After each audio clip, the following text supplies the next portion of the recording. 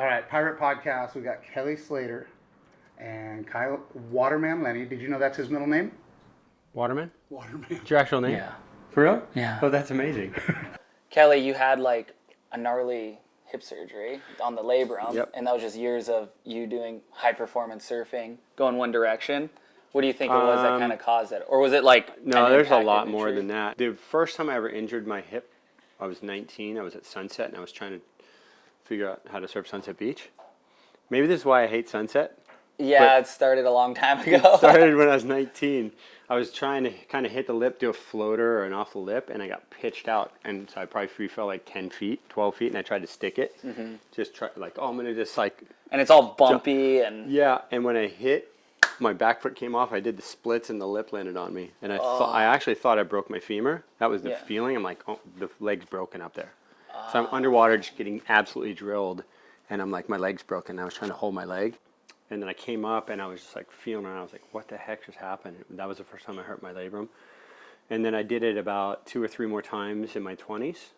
Where like one time I was towing with Kalama in Tahiti and we were just like trying to do flips off waves. Mm-hmm. And I tried to land one out the back, but I was like trying to err on the side of falling. So I kind of took my back foot a little out of the strap and I split again. Oh my From gosh. like 8 feet high. And I remember... You're almost better being fully committed to just the straps, but then your knees, you got to know how to slip out. Yeah, well, I just was too above the board. I should have been more on my butt, trying to get off it. But so I basically came from doing the splits a few times.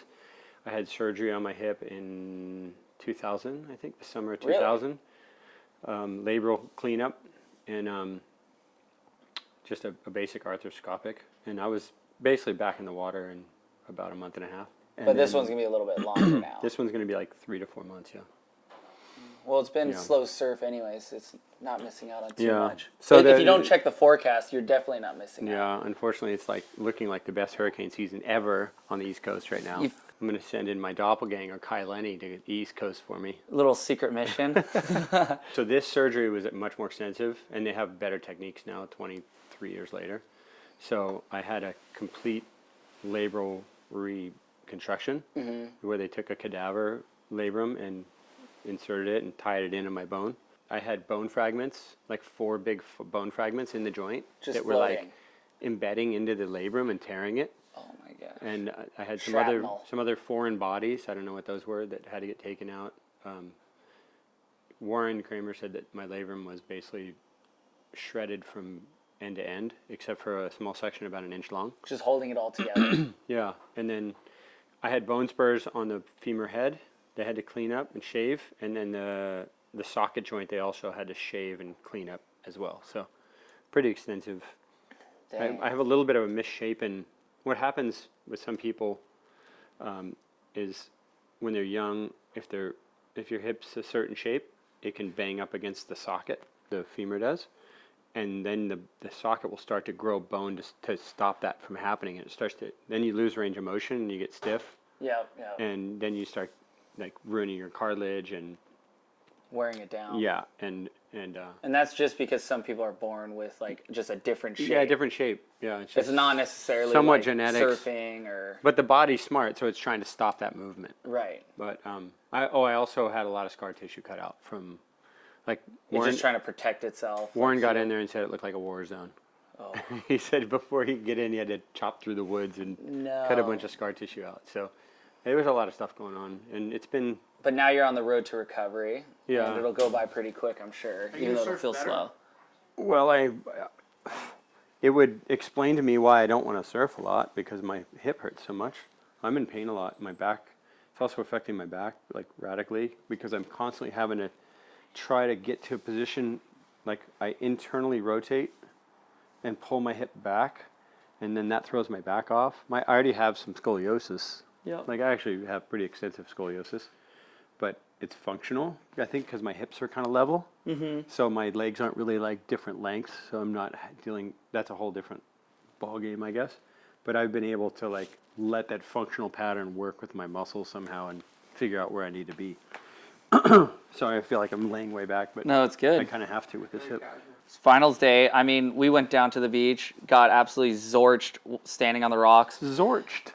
Between two all the, because everyone had their camps going and, Yeah. T-shirts, and it was pretty sick. It was Kinda such cool. a good energy. I mean, You know who messaged me and said they really want to come to Finals Day next year is Henry Cejudo. Do you follow MMA at all? oh, yeah. Triple C. Sick. Yeah. He's No, all fired He up. messaged me. He's like, man, I really want to see this Finals. How's this Felipe guy and all this stuff? And I was kind of hyping him up yesterday. That's sick. I'm like, yeah, Felipe's sick. You got to come down next time. Oh, and it see was next level. Like, we Yeah. were standing at one point between Felipe's camp, and Ethan didn't really have a camp down there. I felt like all the I know. Australians were kind of hiding in the back, because every time... It wasn't the 80s anymore. No. When the Aussies were just ruling it all. Whenever every time Felipe got a wave, it could have been like anything, a 1 foot wave, and it was like cheering. I could hear it from here, I think. Oh, for sure. Like it was like being in a concert or something. And every time, no matter what the score was, it was never high enough, and so they were always booing the judges. Oh, God. And I was trying to figure out if it was like, I thought the judging was really good. I didn't really listen as much as watch. Mm-hmm. And Kalani's really good about knowing what scores they're going to give, and she's seen enough surfing the last 15 years now to just know what good surfing is. And especially in that final, I thought they nailed it. Like, I thought Felipe's waves were just that much more technical and faster, yeah. and so they were just above what Ethan I always was doing, thought it was you know? like, and he has that X factor. He can throw a giant turn and then Variety. do an air, and you're like, well, that's what they were looking for. That's and variety, yeah. when And tack sharp. tack sharp. Yeah. I mean, watching like when it was the Griff versus Ethan, it felt like Ethan just was like so formed out on the better waves, just clean Cleaner his board. faces. Yeah, his board wasn't catching. He was never stuck behind. Griffin was ripping too, but I just think like Ethan was like in another gear that day. That's almost how it happened for for Caroline too, because it seemed like every time Caroline would get a wave, it was cleaner face. Yeah. It was a little bit bigger, and it offered a turn or so more than the other person. It just was like it was steep the whole way. Yeah, those two, I thought Ethan and Caroline had the best read on the lineup of the Yeah. day, for the most part. I thought Ethan's surfing was like, I was like, he could win the world title right now. And then Felipe caught his first wave, and I was like, ooh, Yeah. Felipe's so I good. was on my group text with all my buddies, like 25 of us, and we were wondering, like, okay, Ethan's totally warmed up. He knows the lineup. He knows what wave he's looking for in the set. Yeah. Knows where to be, how far out. You know what I mean? He's got his whole lineups in it, and he feels confident now. He's surfing so good. And he looked like he was just getting kind of better each heat, but he was also sort of, you could tell he's peaking for what carb surfing is. Yep. Like the next step up from that is to add in variety and rotations and airs and and that's where all of a sudden Felipe was like, all right, come over here. Yeah. And he just kind of, like I was saying to them, like he's just got a gear that other people don't have out there, and maybe here and there, like Gabriel was obviously pretty insane out there the other year when he won. Gabriel just has like those clutch moments where it's like out of the bag, like throws something huge. Yeah, I had very little doubt Felipe was going to lose, but I was interested to see his first wave, and his first wave wasn't a great wave. The wave wasn't a really good one. It was like a medium size, kind of a little bit broken apart, and I went, oh my God, this guy's so sharp. Like first wave, he's so sharp. Makes it just look, his boards look really good. They look super refined on his feet, and he didn't use a quad this year. There's no catchy spots in his turns. No. His board he never has to reset.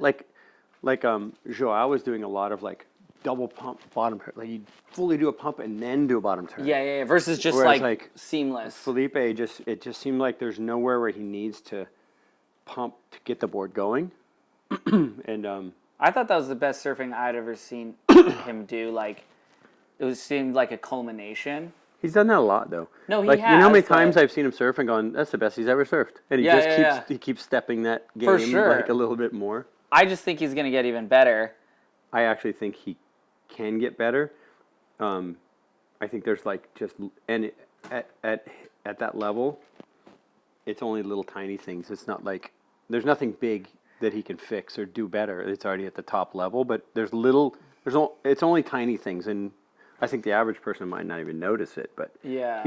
he's so close to being as good as you could be at what surfing is right now. You know, I liked this format. It seems pretty like as a spectator, it's insane, but I can imagine like with Carissa leading the points, and then she still ends the year with more points than Caroline, and last year with Steph, same Yeah. thing. I feel like could they do something like have 3 of these events in the year where it's like majors like in golf? And you get that. I don't know if you could get that hype without a world title on the line, but could we have 3 or 4 majors with extra points because either the waves stood out for those events or because they're historical events within the surf tour? Totally. Topu. Maybe you say Bells because it is such a hard event to win, even though I don't rate the wave. And it's like a historically it's just part of our powerful tradition. spot. Yeah. So, I mean, there's not a lot of people you hear say that Augusta is their favorite golf course in the world, but it's the number 1 tournament everyone wants to win, and it's one of the majors. Yeah. What about just one wild card big wave event through the whole year? It may not even run. But John and I talked about that, and I asked him, and he's like, "Man, obviously John would love that." Yeah, and John would be the one to beat, or I think you. when you're looking for world champ, you want. Well, here's where we have that like sort of 30,000-foot perspective for what this is. It's like you can like the finals, but not agree it's the best thing.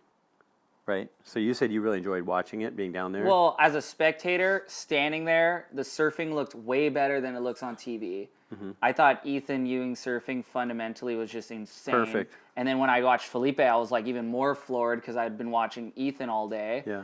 And when I saw Felipe, I'm like, that's just the next level because he's doing airs as well. And it was just, I rewatched the whole contest, and it's just not the same on TV. And that's why I kind of liked that event, because it was like, I knew standing there, it's just like the finals of any day. It was just like, okay, on this day, it's going to be epic. Yeah, and that was the energy. intention. That was the intention. So, people hate on the WSL so much, but it's like, it's the format that allows us to do this professionally to some degree.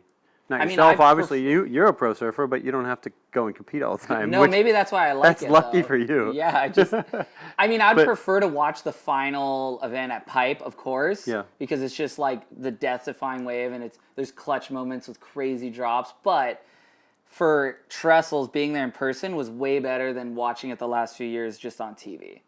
Yeah, it's. Like and it was packed down there. I think it'd be really hard for anyone to argue about the level of surfing that went down. Oh, it was insane. And obviously Ethan and Felipe were the standouts, and they ended up in the order they should have. Felipe clearly in a different in those level. waves, it's like the guy's just has like that next gear of speed. Yeah. He has that wild card. You don't know what he's kind of going to do next. Could he do a carve or just throw like a huge air 3? And but that's also why I really would like to see like a true big wave event where guys are grabbing 9.6s, because if you look back at the history of best big wave surfers, especially in paddling, they're all the best small wave surfers. Shane-O redefined everything at Pe'ahi. That's why I think Shane was so dominant, because he sees the wave in a performance wave. Yep. In a performance way, coming from small wave and being, obviously, I mean, so many of the big wave guys are balls to the wall, but their talent is big waves and charging and not having fear. Mm-hmm. And there are a few guys that transition from the small wave thing, like Nathan Fletcher or something. Yeah. Ian Walsh. I mean, Nate Florence. Florence. I mean, a lot of you guys now all can shred small waves, but traditionally the big wave guys, the Mark Foos, the Brock Littles, all those kind of guys, the Roger Ericksons, they weren't small wave guys at all. No, they were just like Brock would surf small waves, but he was kind of like goofy looking. Yeah. He would just charge anything. Anything that came in. And Mark Fu was a pretty good small wave surfer, but not like a competitive guy. Yeah. But to see someone, that's why you see John paddle out at Waimea, and he's so dominant out there, because not only did he grow up surfing that, but he's so good in small waves, and he pictures the wave differently. It's like a different line. I think somebody who surfs that way sees the wave. I think there's a little more patience. I noticed with him is like he knows there's more time because the wave's bigger and it takes longer for it to actually go over. And most people are trying to run, and he can slow himself down and just be in that perfect position. And I feel like that's what's the next level in big wave paddling. It's like it's not necessarily who's charging a big or heavier barrel. It's like who's actually making it look super easy. Yeah. And even backside sort of stuff, like I think if you got someone like a Gabriel Medina out at Jaws and he was like got felt comfortable enough, he'd be pig dogging from the start and just like burning his speed. Yeah. And I'd like to see every world champion get a wild card into the Eddie. that's true. That's Each a great year, idea. Whoever's the world champ gets a wild card, and that's your thing, you know. Maybe that's the solution. But I just kind of want to watch these guys rip in big waves because I know they clearly have the skill. I want to watch you ride more big waves too. well, you know, Gabriel, like, no one knows Gabriel's a big wave guy, but basically every test that's been put to him, whether it's pipeline or chopa or whatever, he's figured it out. Yeah. You know, and he looks comfortable. I guess that's the question about Felipe. You know, a lot of people keep, oh well, he hasn't done it. Yeah, but you know what? He's making everyone else look foolish in this other stuff. Yeah. So it kind of like pads that a little bit. Like he obviously has the skill level to do it. It's maybe just a desire thing. I mean, most people, if you don't have that desire to do it, then it's hard to get good at it. Here's one big thing I saw in the final. Not only did they sit forever, but I mean it was tactical on both their parts. But Felipe's first wave, he got a 5.17. Ethan took off and he did a couple turns and he kind of just gave up on the wave. Yeah. And he had already done 3 turns. There was 2 turns left in it, and they ended up giving a 4.7. Should have established himself. Well, he would have outscored Felipe's first wave for sure. I think he could have got a 5.5 or maybe a 6 maximum. But I thought the he same thing when he kicked out. There was another point or 2 left in that wave, and so he kicked out, and all of a sudden now he doesn't have priority. He's behind. Didn't ride a full wave. And Felipe just got out there before him, and he gave priority away, and now he hasn't outpointed him on their 1 score they both have. And all of a sudden, boom, you could just feel everything went, because there's like 8 minutes left now or something, 7 minutes. Yeah, so they were just tactically trying to sit down for as long as, or sit. They didn't want to give up that one good first wave. And there was the best waves were in the beginning of that heat. I wasn't paying enough attention. I was just standing on those rocks. I was pretty hopped up on my pain pills still. Yeah, you probably were. But just standing there, there was the best waves were like in the beginning of the heat, and I was like, "Go, just catch a wave!" Like, because I want to be entertained. I'm down there to be entertained. I'm like, I want to see these guys go back to back, like 10 waves in a row. Because once anyone catches the wave, it just opens it up, and all of a sudden now you just surf. Yeah. Somebody pulls away. And I was like, add another up. 10. I don't know why there was no restarts. But They must have told them no restarts. I think there was a thing that said no restarts at all, but. They won't do a restart, Kelly, if there's surfable waves. That's the thing. If the judges determine they missed or worked each other for good waves, like out whatever positioned and didn't catch good waves, then they're like, no restart. You guys blew it. That's kind of, and I think that's fair too. And like you're saying, the better waves are in the beginning of that heat. Mm-hmm. Yeah. What does 2% mean? Do you know what 2% means? I don't think anyone knows what it means. I mean, they showed up big time. It was pretty rad. I mean, they're all from San Clemente, right? Right. And it costs a lot to live here. And are they in the top 2% of families earning money in the country? I mean, maybe I thought it was like only 2% of humanity is surfed. Wait, so what did you think going from the bottom to the top? Who'd you? Oh, I will say though, on the Griff thing, I do wish I was down there to see it because it sounded like the whole city was there. Oh, like, yeah. It sounded pretty amazing. Look, it was just like red shirts for his eyes, as far as eyes can see. And you know what's rad about them is they actually did like, I think, a little premiere. And they raised a bunch of money for the Lahaina fires. Oh, cool. They raised like 12 the night grand. before? I think it was like the middle of the week. I think it was a couple nights before. Yeah. That's cool. So that was rad. And I don't know, there's the shirt, the red shirt is like kind of become a symbol on Maui because of like the Lahaina Luna, the school there. And so I don't know if that played into it, but it was just cool to see all those red shirts. Well, Quicksilver also plays the red thing. Yeah. So that maybe it all just kind of worked out perfectly for that. No. Somehow, it sounds like there were more Brazilians there for Felipe even than Griffin had from San Clemente. Honestly, we were tripping because when Felipe wasn't surfing, they disappear, and you're like, where do they all go? Do they all fit under the Felipe tents that were like lining the road there? Towards upper, they just go to uppers. Yeah, and no, they just disappeared, and then we're gonna go do breath work. His heat would come up, and they'd emerge from the ground. You're like, whoa, where did everyone come from? So crazy. And they were just psyching. It was so much energy. I will say that's one thing that, like, I've always had a lot of support from my Florida people, you know? Yeah. But they don't all fly to the other side of the world to be on the beach screaming for me, you know? No, like, Brazilians just do that. It's just... Oh, yeah. No matter if we're in Australia, Hawaii, California. They're always turning up for their Portugal. It doesn't matter. They're just always there. Yeah. Joao and Jack. Did you watch that heat? Well, so the craziest, I did watch the Heat. The craziest thing is like that stopped. Correct me if I'm wrong, but it stopped Gabriel from going to the top 5, which could have been Jack hugely did, by one destructive. wave. Yeah, and he's not in the Olympics, right? Because Correct. Joao makes it now. which Gabriel's like one of the best at chopes as well. Yeah, it's crazy. It's crazy. Could he like possibly get in, like if they won the ISA or something? Yeah, if the U.S. wins ISA or Brazil wins ISA, there's a chance that I could get in potentially, or that Gabriel could get in potentially. For the men's section of the team, So would you have win to the go ISA. do ISA? I don't have to do it. We would have to win it, and they would have to choose me as a wild card. But I think that Barron would get it because he was the highest placing guy at Chopu, and that's kind of what they ended up saying in the end. But you're the most winning USA guy there, you know? Whatever. I want to see you at chopes in the Olympics. That'd be insane. That'd be fun. I would 100% take that spot if they offered it up, you know? But who wouldn't? No doubt. And hopefully it's just 12 foot the whole time. I hope for the sake of surfing that it's just terrifying. I hope it's toe swell the I whole hope it's just time. on the verge of toe the days they run, Yeah. and everyone's just like In between heats, it's only jet skis. everyone's just scared. Yeah. I mean, it's the perfect. We're kind No, of. I don't want it to be full toe because you Then want to everyone- see guys catching the sets. You know, Yeah. like I want it to be that 12, Just 10 to before. 12, like where like the set comes because that year in 2013 or whatever, me and Gabe made the final, and me and John had that semi. That like there were probably 30 toe waves that day, and we were just out there. That each set would come, and you'd be like, oh, "Can I go or not?" Can you like, get under can it? You, Yeah. Can you go? And there was one wave I didn't go. I was just like maybe this far, too far up the face. It had to be like mid. And I didn't go, and I was in a heat with Owen Wright and someone else, a 3-man heat. And after I backed out, I almost threw up because the adrenaline hit me so hard. And I was like, ah! I had to start screaming. I was like, ah! And then Owen paddled that guy.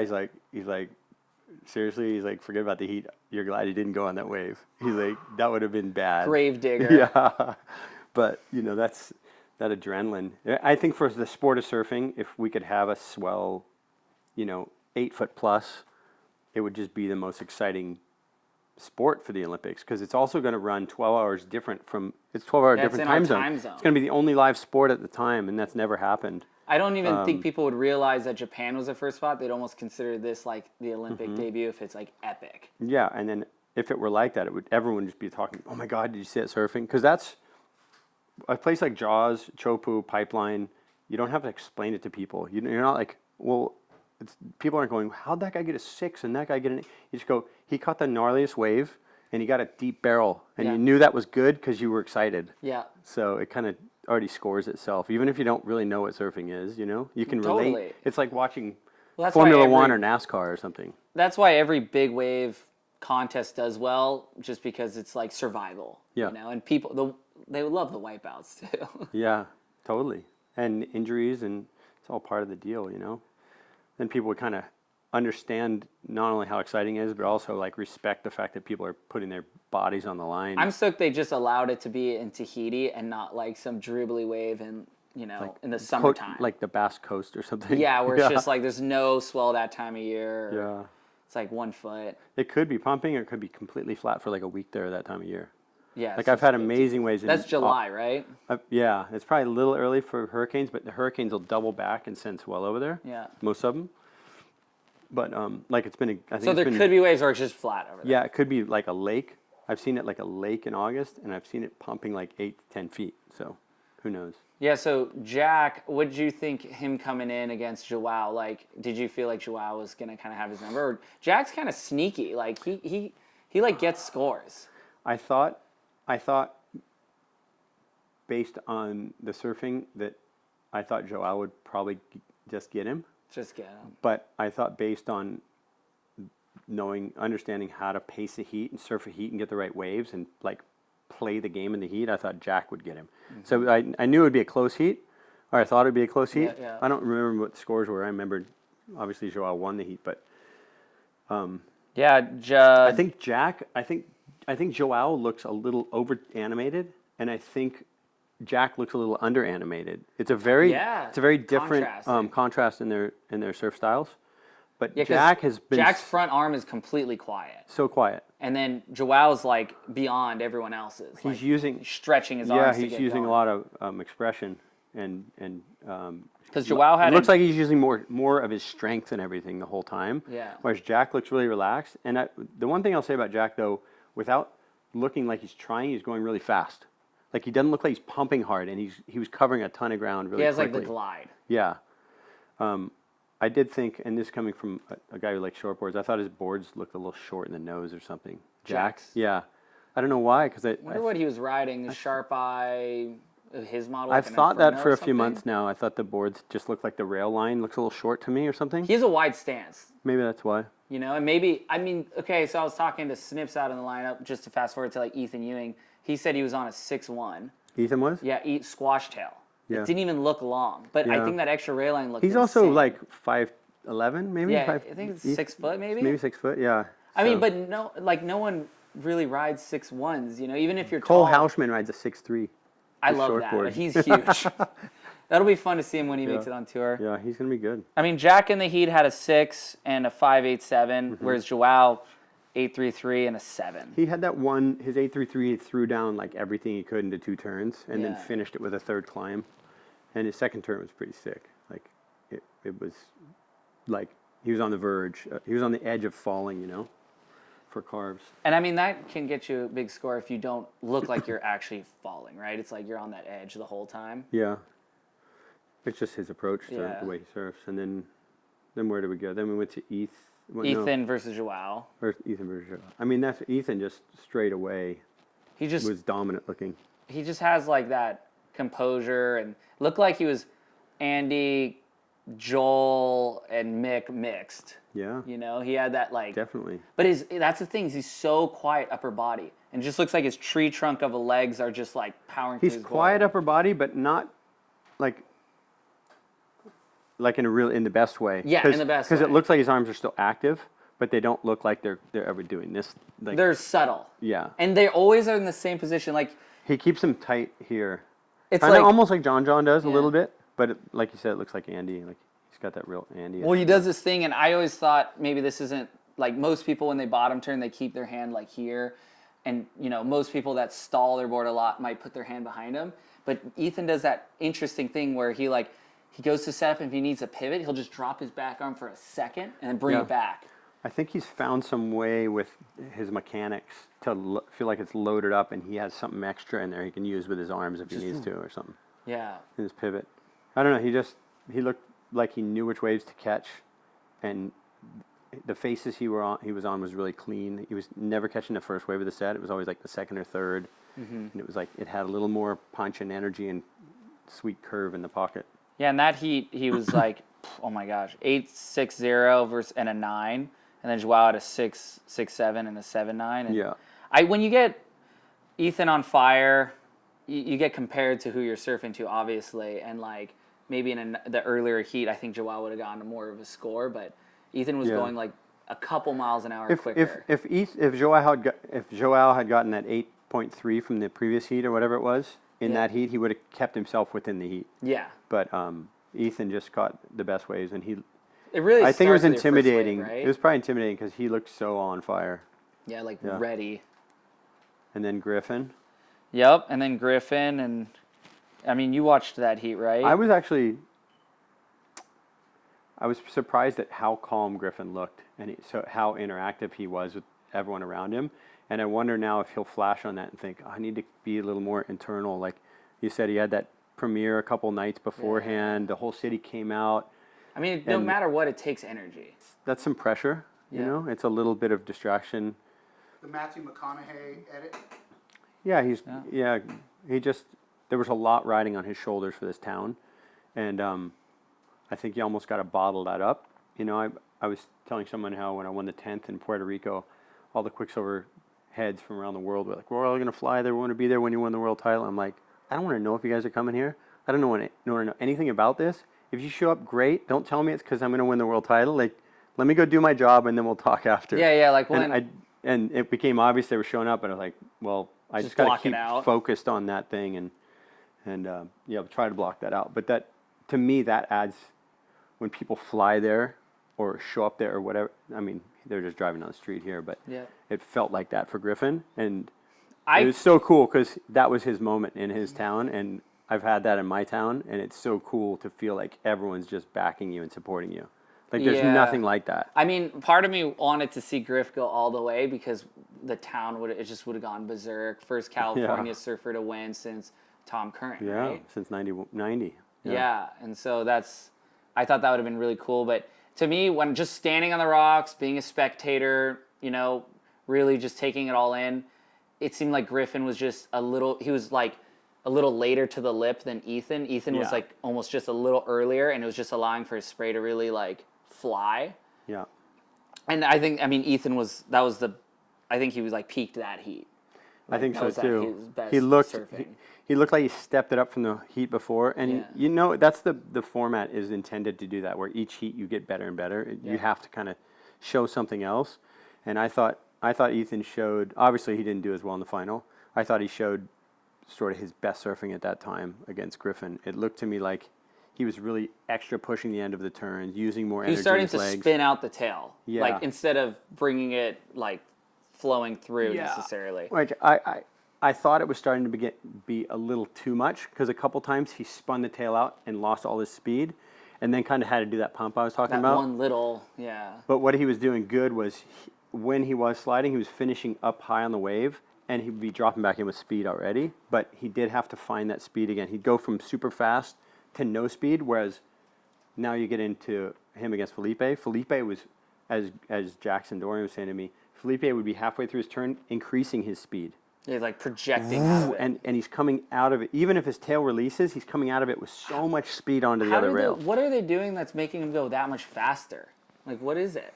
What's the secret? It's just perfect biomechanics, you know, compression, rotation, and Just setting the the rail on timing. your shoulders. Like, he's setting all that perfect. I was saying how I think there's even more room for Felipe. I think the one thing I would see if he would try it out is when he sets his turns, he throws his back arm straight up in the air. Mm-hmm. And I'd like to see him keep that arm down because I think it would create more power. When that arm goes up, your hip, it's hard to keep your hips forward because your spine's turning this, my spine's going this way. Yep. So now my hip's dropping back. Yeah. And so when your hips drop back, this is actually, I probably got to stand up to do all this. So like when the arm goes up this way, this is all turned that way, it's hard to get your hips forward. And to drive, you need your hips forward. So I always think you got to drop this shoulder a little more, or this arm, and it helps you drive your weight between your feet. Whereas I see Felipe do this a lot. What that does, when your hips stay here instead of going forward, you can turn tighter in one spot. So it's good for like really tight rotation. But I feel like he could drive even faster if he kept his back arm down a little bit. Or maybe not faster, but with more power. It would, just like it would really push more engage. into his back leg. And But what I noticed, even though when he throws his arm up, his shoulders stay pretty level. It doesn't go like this so much. His shoulders stay. He somehow is able. Anyone else that puts their right hand in the air is gonna bog and fall over. Yeah, he does. He does it. He makes it functional. He goes like this as he starts, but then by the time he's at the end, the other arm's up high. Yeah. I'm just saying, like, instead of waiting for the end of the turn to get the arm up high, that he starts with the arm, the front shoulder a little more up and the back arm a little more down. It's pretty flawless. Kelly, do you want Felipe to get better? Like if PK asked, do you want Felipe to get better? Yeah, I do, because I want guys to be surfing at a crazy, crazy level. Like it pushes everyone else once he gets better too. I want Jackson to go, well, I don't know how I'm going to get as good as Felipe, but I'm going to do it. Like, just have that belief in your head. You can go, and he figured it out. I can figure it out. You know, he's just a human. It proves that it's possible. Yeah, totally. But surfing's at where I used to imagine it could be at. Yeah. And where do you think it could go next? I don't know. I think just obviously more technical stuff. I think more precise, perfect carving with speed and the flow. Mm-hmm. And obviously there's good examples of that. I think the surfing Jordy was doing like 10 years ago and Dane was so next level from everyone else. And then now obviously Felipe is right there.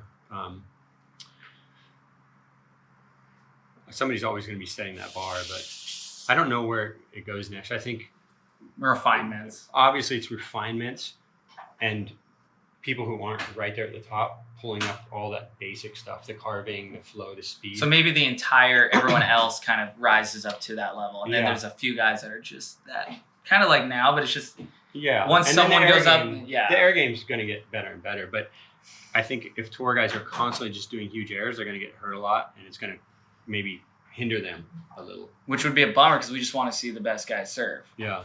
And those guys have all had some injuries. Like John Johns has knees. Yeah. Flo just did his knee. Gabriel had his knee before. Felipe had a hip. So it's like injuries going to... Airs come with consequences. Yeah, and Ethan just had his back, so injuries are going to change world titles. Both your guys' opinion, what was the pointed difference between Caroline and Carissa?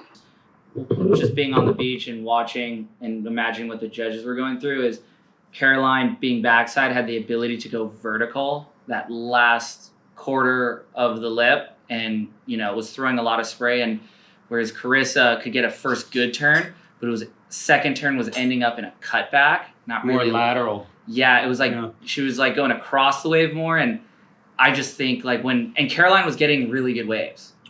She was. Yeah, I was going to say I think the real point of difference was the wave quality. It seemed like every wave Caroline got was a better wave. She read the lineup better. Mm-hmm. Kind of what Stephanie did last year. Stephanie got a quick start against Carissa, and then she just ended up on the better waves. Yeah. And I mean, that's a huge waves are factor. hugely scored, right? 90% of the time, the best waves win the heat. No matter you what. got to have somebody who's Felipe level to twist a heat. He's on subpar waves compared to the other person. I agree. I mean, if you're not on the best waves, you can't do your best surfing. And I feel bad for Carissa because that's like, Kalani was saying how she was so bummed for Carissa, and I said, well, that's why sport is great, because you have that high for somebody and that low for somebody, and you need that on the line. But last year, I would argue I don't think that world title going to Stephanie was necessarily fair. There was also better waves later in that forecast that week. yeah. But it didn't. It didn't. Maybe it looked touch and go, but it actually was way better a few days later. And this year, Caroline, Tyler were almost tied, like within a few hundred points, about 3,000 points, or maybe a little bit less. Right around maybe look it up. Maybe around 3,000 points behind Carissa. Yeah. So it was a tight field. So you could argue that all three of them were kind of neck and neck going into this final, and whoever won in a normal event might have just won the world title, Yeah. no matter what. It was cool to see like all her team down there had the Gators and had the flag flying. It was like, oh, you don't see that often, not since you. How many Florida World Champs? Florida World Champs. We have, Caroline, the latest one. We've had Lisa Anderson. We've had Frida Zamba, myself, CJ Hobgood.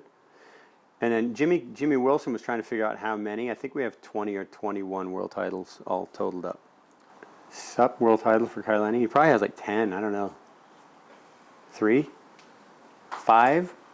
How many you got? 8. 8. Yeah. Not that it matters, but Well, but what is... it matters. No, but like in windsurfing, there's 3 different world titles, right? It used to Slalom, be, wave yeah. riding, and how many are there in freestyle. SUP? This is SUP, not windsurfing. Is that SUP just riding wave, just wave riding SUP? Well, mine was like I think I had 4 wave and then 3 racing, so it was like Yep. endurance, Yep. which it's the racing was always hard because it felt like you're gonna have a heart attack the entire time. Yeah. Yeah, you're just Yeah. like. Oh, pushing how was the yourself. foiling, stand-up foiling across from Molokai? It was insane. Was it cool? It was so fun. Is it, but is it easier on your energy? Oh, way easier. But it's harder because you just push to your limit no matter what. Yeah. But you're only as fast as the foil allows you to be is the thing. So now it's become like Formula One where if you don't have the fastest foil, you're not going to win. You can be the best, but you can't. You just need... And eventually it'll all catch up and everyone will have similar equipment. Mm-hmm. But for now it's new. Well, we've devolved into a really boring conversation about weights and what you would do crossing the channel. But this is your 19-time world champion podcast with 8-time SUP champ, 11-time surf champ, Kelly Slater and Kailani talking WSL Finals. So thanks for tuning in. Kailani's still probably going to win another 10 or more world Yeah, we'll titles in see. the SUP. And then a couple Jaws events and,